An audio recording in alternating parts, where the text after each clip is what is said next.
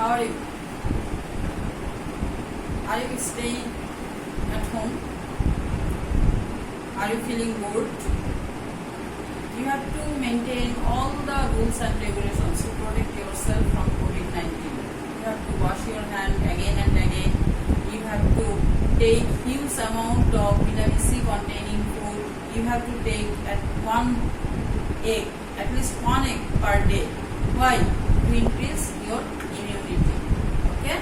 So, at the last class, I discussed some of the MCQ. Today, I am discussing some of the comprehensive question of periodic table. Comprehensive number 1. Iron is a transition element. Explain. At first, you have to know what is transition element. Such type of d block element where there is partially filled d orbital is known as transition element. See, partially filled d orbital means what? Can you say? Whenever there is 1 to 9 electrons at the d orbital, that time it is known as partially filled d orbital. See, whenever iron is releasing 2 electrons, that time outermost shell there is 6 electrons. D orbital there is 6 electrons. That means here is partially filled d orbital. In case of ferric ion also, at the d orbital there is 5 electrons. That means it is in between 1 to 9. So that's why iron is called transition element. So how will you define transition element?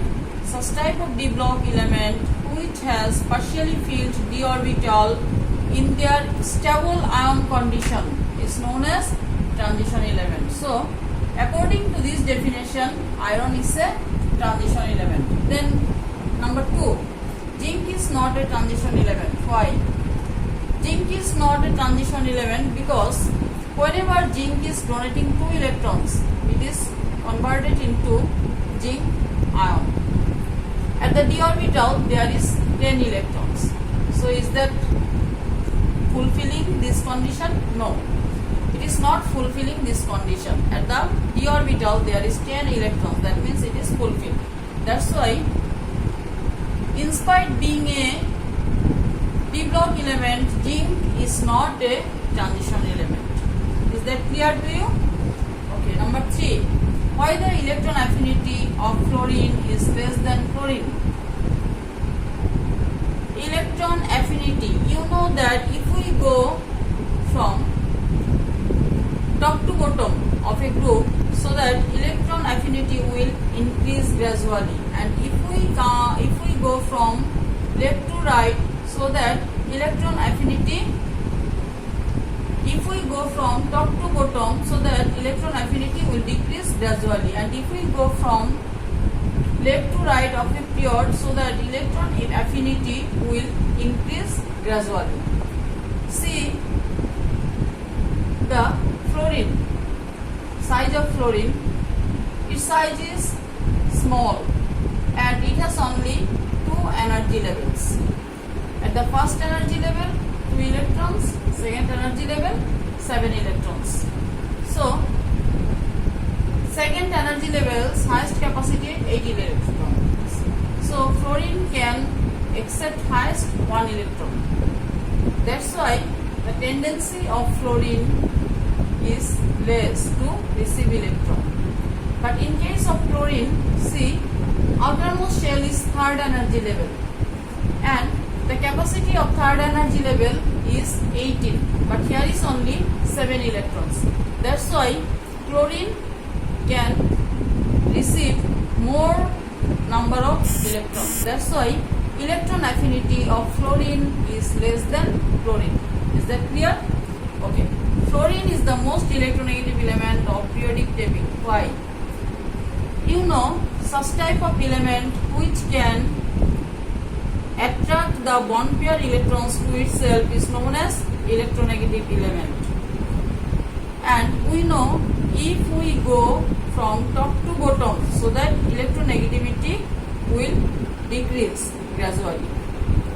In this sense, fluorine is existing at the top of group 17. In this aspect, fluorine is the highest electronegative element. And if we go from period, fluorine is existing at group 17. So, in this sense also, fluorine is the last element. So, in both sense, fluorine is electronegative. That's why fluorine is called the most electronegative element of the periodic table. Question number 5. Why the ionization potential of nitrogen is more than oxygen? You know that the amount of energy to remove one electron from the outermost shell of any atom to convert this into positively charged ion or unipositive ion is known as ionization potential. In case of nitrogen, at the outermost shell,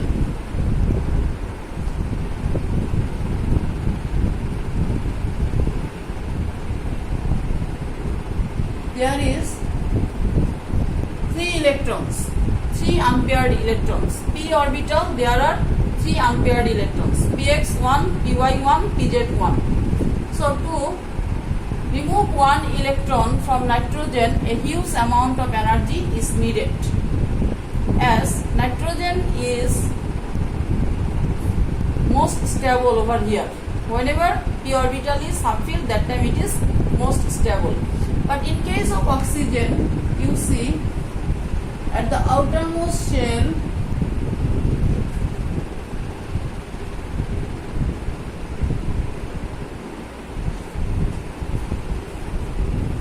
at the px orbital, there are 2 electrons. So, to remove one electron, less amount of energy is needed. That's why oxygen is, the ionization potential of nitrogen is more than oxygen. Now, come to atomic size. Here are some of the elements: sodium, magnesium, aluminium, silicon, phosphorus, sulfur.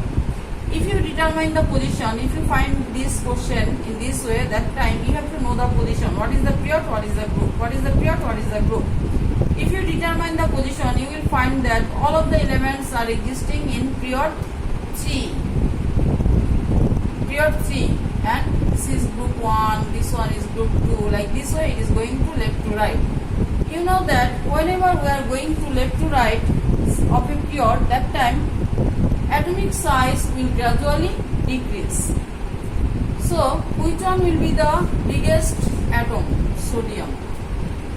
Then magnesium, aluminium, silicon, phosphorus, sulfur. Now, come to oxide character. What is the character of aluminium oxide? You know, such type of oxide which can produce salt and water by reacting with acid, these are known as basic oxide. Whenever aluminium oxide is reacting with HCl, it is producing salt and water. In this case, it is showing basic character. Whenever aluminium oxide is reacting with base, it is producing sodium aluminate and water.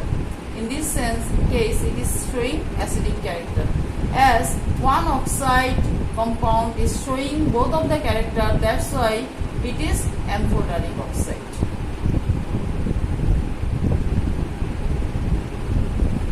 Then come to zinc oxide. Whenever zinc oxide is reacting with HCl, it is producing salt and water.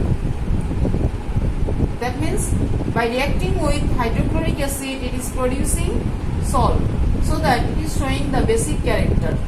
And whenever it is reacting with base, it is also producing sodium zincate. So it is showing acidic character.